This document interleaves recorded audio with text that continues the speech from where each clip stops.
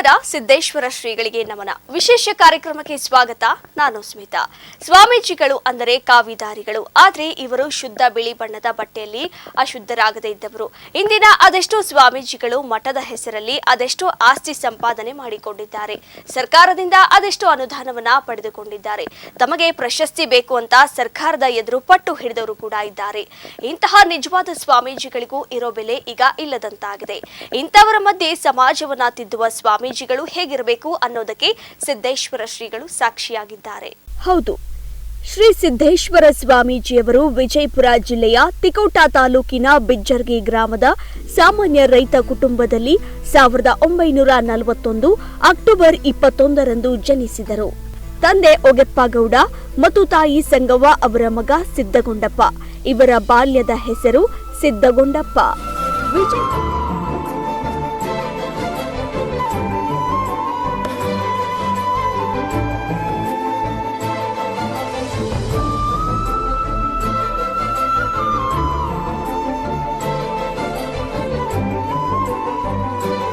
ವಿಜಯಪುರ ಜಿಲ್ಲೆಯ ತಿಕೋಟ ತಾಲೂಕಿನ ಬಿಜ್ಜರ್ಗಿ ಗ್ರಾಮದ ಶಾಲೆಯಲ್ಲಿಯೇ 7ನೇ ತರಗತಿಯವರೆಗೆ ಓದಿದ ನಂತರ ಸಿದ್ದಗೊಂಡಪ್ಪ ಆಗಿನ ಜ್ಞಾನ ಯೋಗಾಶ್ರಮದ ಮಠಾಧಿಪತಿ ಆಗಿದ್ದ ಮಲ್ಲಿಕಾರ್ಜುನ ಸ್ವಾಮೀಜಿಗಳ ಬಳಿ ಬಂದರು.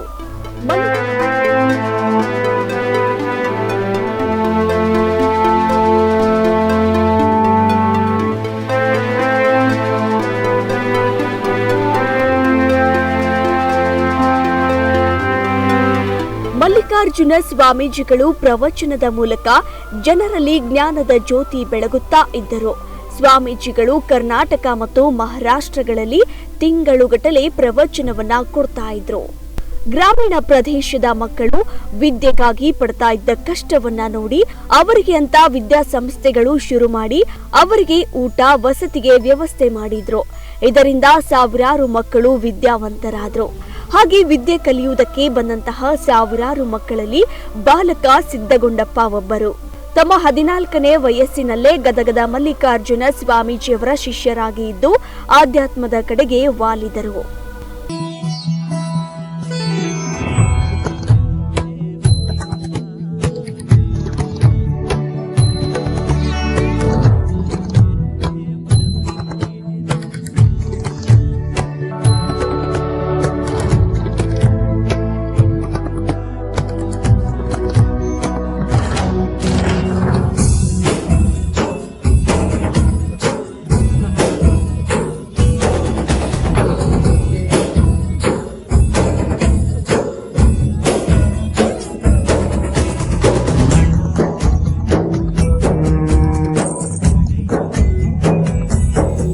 ಬಳಿ ಇದ್ದುಕೊಂಡು ತಮ್ಮ ವಿದ್ಯಾಭ್ಯಾಸವನ್ನ ಮುಗಿಸಿದ್ರು. ಪೂಜ್ಯ ಶ್ರೀ ಮಲ್ಲಿಕಾರ್ಜುನ ಸ್ವಾಮೀಜಿಗಳು ಪ್ರವಚನದ ಮೂಲಕ ಜನರಲ್ಲಿ ಜ್ಞಾನದ ಜ್ಯೋತಿ ಬೆಳಗ್ತಾ ಇದ್ರು.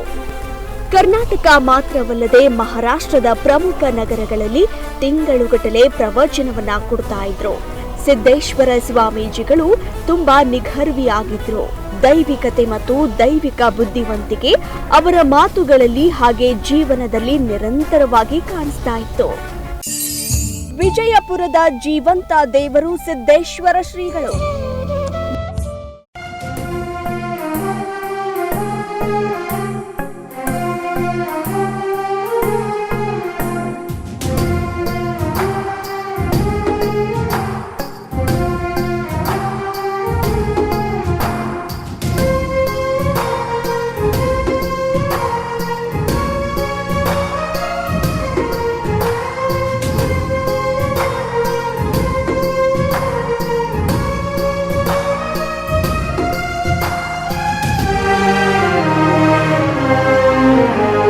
ವಿಜಯಪುರದ ಜೀವಂತ ದೇವರು ಅಂತ ಪ್ರಸಿದ್ಧರಾದ ಸಿದ್ದೇಶ್ವರ ಶ್ರೀಗಳ ಉಪನ್ಯಾಸ ಸರಣಿ ಸಾಮಾನ್ಯ ಮನುಷ್ಯರು ಬದುಕುವುದು ಹೇಗೆ, ನಾವು ಹೇಗೆ ಬದುಕಬೇಕು, ಜೀವನಕ್ಕೆ ಹೇಗೆ ದಾರಿ ಮಾಡಿಕೊಳ್ಳಬೇಕು ಅಂತ ಮಾಡ್ತಾ ಇದ್ದ ಉಪನ್ಯಾಸಗಳಿಗೆ ಲಕ್ಷಾಂತರ ಜನರ ಜೀವನವನ್ನೇ ಬದಲಾಯಿಸಿದೆ.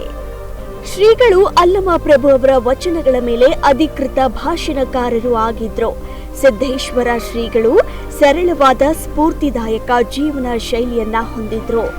ಆಧ್ಯಾತ್ಮದ ಬಗ್ಗೆ ತುಂಬಾ ಆಳವಾದ ಅಧ್ಯಯನ ಚಿಂತನೆಗಳು ನಡೆಸಿದ್ರು. ಕನ್ನಡ, ಸಂಸ್ಕೃತ, ಇಂಗ್ಲಿಷ್, ಮರಾಠಿ ಮತ್ತು ಹಿಂದಿ ಭಾಷೆಗಳಲ್ಲಿ ನಿಪುಣರಾಗಿದ್ರು.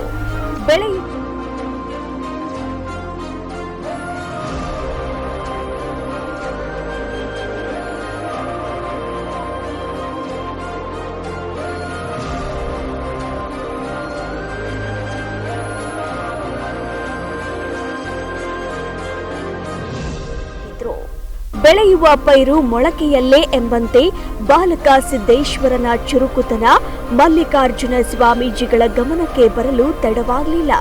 ತಾವು ಪ್ರವಚನ ಮಾಡುವ ಸ್ಥಳಗಳಿಗೆ ಸಿದ್ದಗೊಂಡಪ್ಪನನ್ನ ಕರೆದೊಯ್ಯಲು ತೊಡಗಿದ್ರು.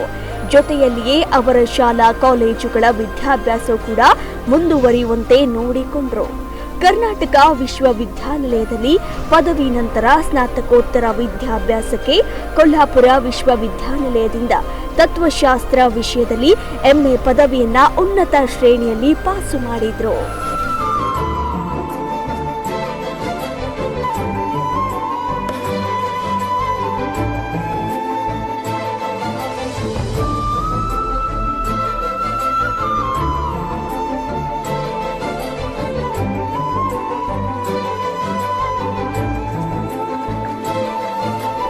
ಭಾರತ ಸರ್ಕಾರ ನೀಡುವ ಅತ್ಯುನ್ನತ ನಾಗರಿಕ ಗೌರವ ಪ್ರಶಸ್ತಿಗಳ ಮೇಲೆ ನನಗೆ ಅಪಾರ ಗೌರವವಿದೆ. ಪದ್ಮಶ್ರೀ ಪ್ರಶಸ್ತಿ ಘೋಷಿಸಿದ್ದಕ್ಕೆ ಧನ್ಯವಾದಗಳು. ಆದರೆ ನಾನೊಬ್ಬ ಸರಳ ವ್ಯಕ್ತಿ. ಸಾಮಾನ್ಯ ಜೀವನ ನಡೆಸುತ್ತಾ ಆಧ್ಯಾತ್ಮಿಕ ಬೋಧನೆಯ ಮೂಲಕ ಜನರ ಜೀವನ ಉದಾತ್ತಗೊಳಿಸುವ ಉದ್ದೇಶ ನನ್ನದು. ಹಾಗಾಗಿ ಪ್ರಶಸ್ತಿಗಳ ಅವಶ್ಯಕತೆಯೂ ನನಗಿಲ್ಲ. ಎಲ್ಲ ಗೌರವಾಧಾರಗಳೊಂದಿಗೆ ಈ ಪ್ರಶಸ್ತಿಯನ್ನ ಹಿಂದಿರುಗಿಸುತ್ತಿದ್ದೇನೆ. ಅನ್ಯತಾ ಭಾವಿಸದಿರಿ ಎಂಬ ವಿಜಯಪುರದ ಜ್ಞಾನ ಯೋಗಾಶ್ರಮದ ಶ್ರೀ ಸಿದ್ದೇಶ್ವರ ಸ್ವಾಮೀಜಿಗಳು ಪದ್ಮಶ್ರೀ ಪ್ರಶಸ್ತಿಯನ್ನ ನಿರಾಕರಿಸಿದ್ರು.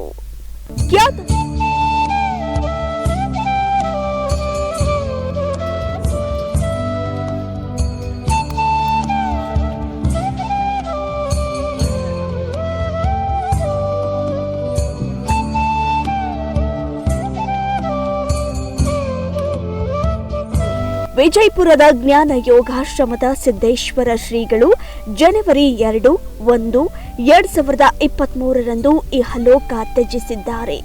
ವಯೋಸಹಜ ಕಾಯಿಲೆಯಿಂದ ಬಳಲುತ್ತಿದ್ದ ಶ್ರೀಗಳು ವೈಕುಂಠ ಏಕಾದಶಿ ದಿನದಂದೇ ಸೂರ್ಯನ ಜೊತೆಗೆ ಅಸ್ತಂಗತರಾದರು.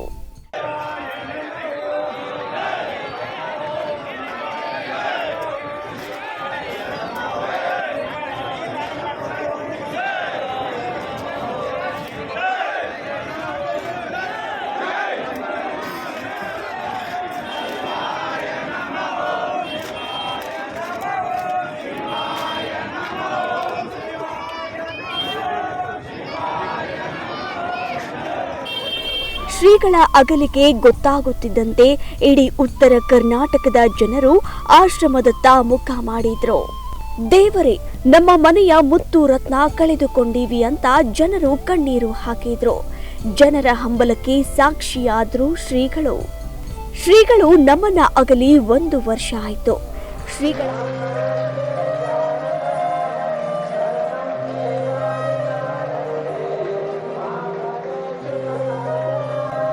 ಶ್ರೀಗಳ ಪುಣ್ಯ ಸ್ಮರಣೆಯನ್ನ ಹಬ್ಬದಂತೆ ಆಚರಿಸಬೇಕು ಎಂಬಂತೆ ಶ್ರೀಗಳಿಗೆ ನಮನ ಕಾರ್ಯಕ್ರಮ ಹಮ್ಮಿಕೊಳ್ಳಲಾಯಿತು.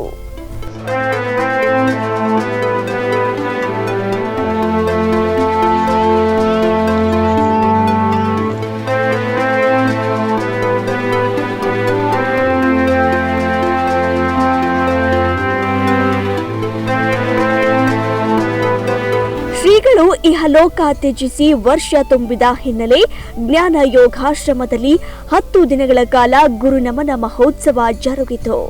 ಪ್ರಣವ ಮಂಟಪದಲ್ಲಿ ಸಾಮೂಹಿಕ ಪ್ರಾರ್ಥನೆ, ಪುಷ್ಪ ನಮನ, ರಸ್ತೆಯುದ್ದಕ್ಕೂ ದೀಪಾಲಂಕಾರ, ಆಶ್ರಮದ ತುಂಬೆಲ್ಲ ದೀಪದ ಜ್ಯೋತಿ ಹೀಗೆ ಮೊದಲಾದ ಕಾರ್ಯಕ್ರಮಗಳು ನೆರವೇರಿದವು.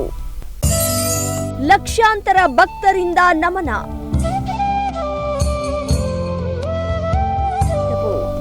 ಜ್ಞಾನ ಯೋಗಾಶ್ರಮಕ್ಕೆ ಲಕ್ಷಾಂತರ ಭಕ್ತಾದಿಗಳು ಭೇಟಿ ನೀಡಿ ಗುರು ನಮನ ಸಲ್ಲಿಸಿದ್ರು. ಪ್ರಥಮ ಪುಣ್ಯ ಸ್ಮರಣೆ ಹಬ್ಬದ ವಾತಾವರಣದಂತೆ ಕಾಣಬೇಕು ಅಂತ ರಾತ್ರಿಯಿಂದಲೇ ರಂಗೋಲಿ ಹಾಕುವುದು, ದೀಪಗಳ ಜೋಡಣೆ, ಶ್ರೀಗಳ ಪ್ರವಚನ ನೀಡುತ್ತಿದ್ದ ಜಾಗದಲ್ಲಿ ಪುಷ್ಪಗಳಿಂದ ಅಲಂಕರಿಸಿದ್ದ ಸಿದ್ದೇಶ್ವರರ ಭಾವಚಿತ್ರಕ್ಕೆ ಪುಷ್ಪಾರ್ಚನೆ ಮಾಡಿ ರಂಗೋಲಿ ಬಿಡಿಸಿದ್ದು ಗಮನ ಸೆಳೆಯಿತು.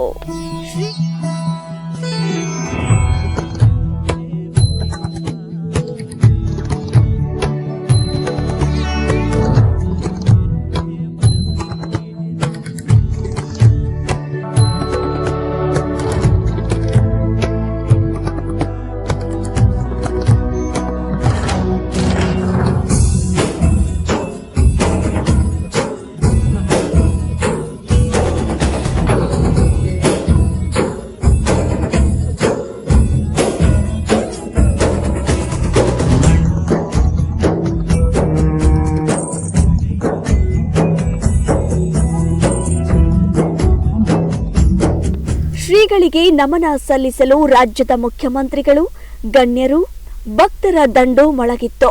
ಆಶ್ರಮದಲ್ಲಿ ಎತ್ತ ನೋಡಿದರೂ ಭಕ್ತರ ದಂಡು. ವೃದ್ಧರು, ವಯಸ್ಕರು, ಮಕ್ಕಳು ಸಿದ್ದೇಶ್ವರರ ಶ್ರೀಗಳ ಭಾವಚಿತ್ರದ ಮುಂದೆ ನಿಂತು ಫೋಟೋ ತೆಗೆದುಕೊಳ್ಳುವುದೇ ವಿಶೇಷವಾಗಿತ್ತು. ಸಾಲು ಸಾಲಾಗಿ ಹಾಕಿದ ಶ್ರೀಗಳ ಫೋಟೋಗಳು ನೋಡಿ ಜನರು ಕಣ್ತುಂಬಿಕೊಂಡರು. ಯೋಗಾಶ್ರಮದಲ್ಲಿ 10 ದಿನಗಳ ಕಾಲ ನಿರಂತರ ದಾಸೋಹ ಸೇವೆ ನಡೆಯುತ್ತಾ ಇತ್ತು. ಜೊತೆಗೆ ಭಕ್ತರು ಆಶ್ರಮದಲ್ಲಿ ದಾಸೋಹದ ವ್ಯವಸ್ಥೆ, ಹಣ್ಣು, ತರಕಾರಿ, ಅಡುಗೆ ಪದಾರ್ಥಗಳು, ಹಾಲು, ಮೊಸರು ದಾನವಾಗಿ ನೀಡಿದ್ರು.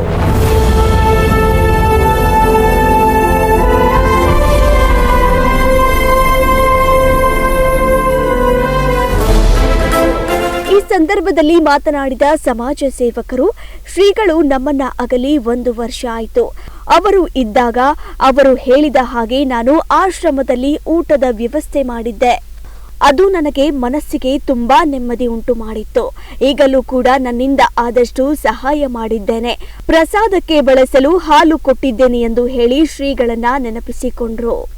ಶ್ರೀ ಸಿದ್ದೇಶ್ವರ ಅಪ್ಪಾಜಿಯವರ ಸ್ಮರಣಾರ್ಥಕ್ಕಾಗಿ ಇವತ್ತು ಜನವರಿ 2ನೇ ತಾರೀಕಿಂದ ಈ ನಮ್ಮ ಭಕ್ತಾದಿಗಳು 20-30 ವರ್ಷದಿಂದ ನಾವು ಇಲ್ಲಿ ಸೇವೆ ಸಲ್ಲಿಸಿದ್ದೀವಿ.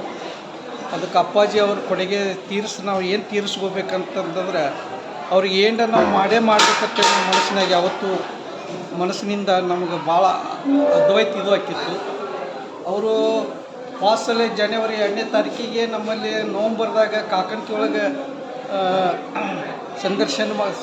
ಪ್ರವಚನ ಮಾಡಾಗ ಅವಾಗ ಅಪ್ಪಾರ ನನಗೊಂದು ಆಶೀರ್ವಾದ ಮಾಡಿದ್ರು. ಅಪ್ಪಾಜಿ ಅವರು ನಾನು ನಡುವೆ 1 ತಿಂಗಳಿಂದ ಅವ್ರದ್ದು ಪ್ರವಚನ ಚಾಲು ಆಕಿತ್ತು.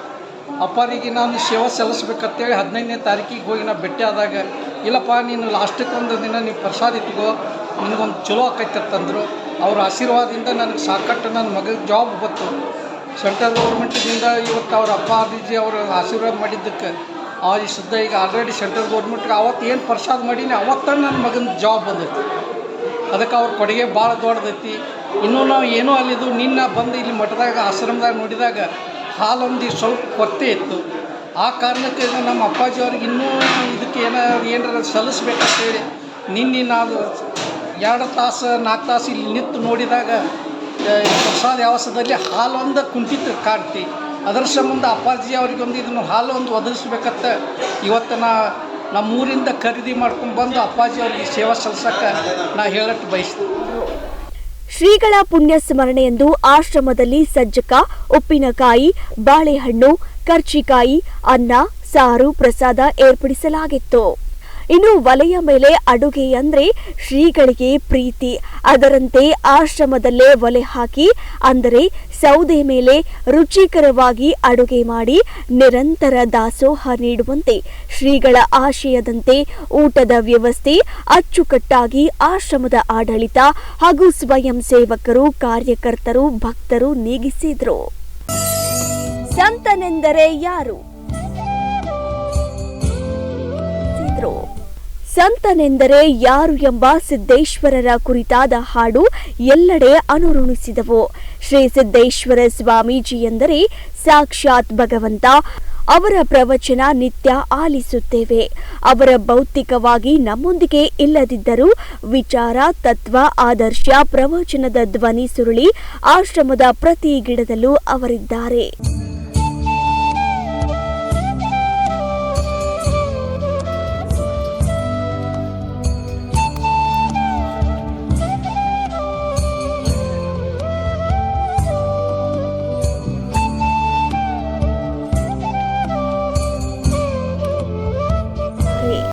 ನುಡಿದಂತೆ ನಡೆದ ಶ್ರೀಗಳನ್ನ ಕಂಡ ನಾವೇ ಧನ್ಯರು ಎಂದು ಭಕ್ತರು ಸ್ಮರಿಸಿದರು. ಮಹಾಸಂತ ಸಿದ್ಧಪುರುಷ ಸಿದ್ದೇಶ್ವರ ಶ್ರೀಗಳು ಇಂದು ನಮ್ಮ ಜೊತೆ ಇಲ್ಲದೇ ಇರಬಹುದು, ಆದರೆ ಅವರ ನಡೆ, ನುಡಿ, ಸರಳತೆ, ಆದರ್ಶ, ತತ್ವಗಳು ನಮಗೆ ದಾರಿದೀಪವಾಗಿವೆ. ಇದಾಗಿತ್ತು ಶ್ರೀಗಳಿಗೆ ನಮನ ವಿಶೇಷ ಕಾರ್ಯಕ್ರಮ. ನೋಡ್ತಾ ಇರಿ ಅಮೋಕ್ ಟಿವಿ, ಎಂದೆಂದಿಗೂ ನಿಮ್ಮೊಂದಿಗೆ.